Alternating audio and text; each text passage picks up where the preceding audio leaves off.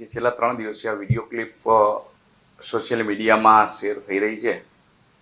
એ video ક્લિપને લઈ અને હજારો યુવાનોના, માત્ર ખોડલધામ પરિવારના કે લેવા પાટીદારના યુવાનો નહીં, એ સિવાય અન્ય સમાજના પણ શિક્ષિત યુવાનોના ફોન આવ્યા કે ભાઈ નરેશભાઈ પટેલ માટે જ્યારે આવું કોઈ વ્યક્તિ સ્પ્રેડ કરતું હોય આવી, તો એના માટે ખરેખર એક્શન લેવા જોઈએ. પણ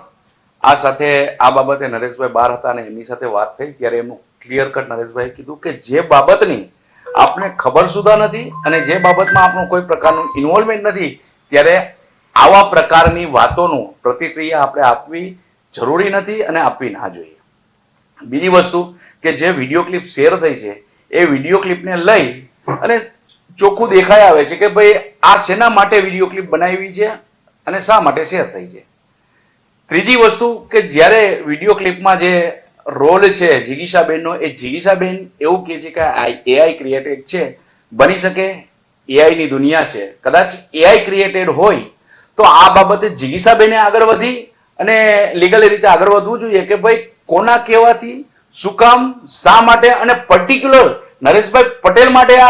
ઓડિયો ક્લિપ શા માટે બનાવવામાં આવી છે. તો આ બાબત જિગીશાબેને આગળ વધી અને એના મૂળ સુધી જવું જોઈએ અને આને દૂધનું દૂધ અને પાણીનું પાણી કરવું જોઈએ. જો આ પ્રકારની વસ્તુ જો નરેશભાઈ જેવા નખશીખ,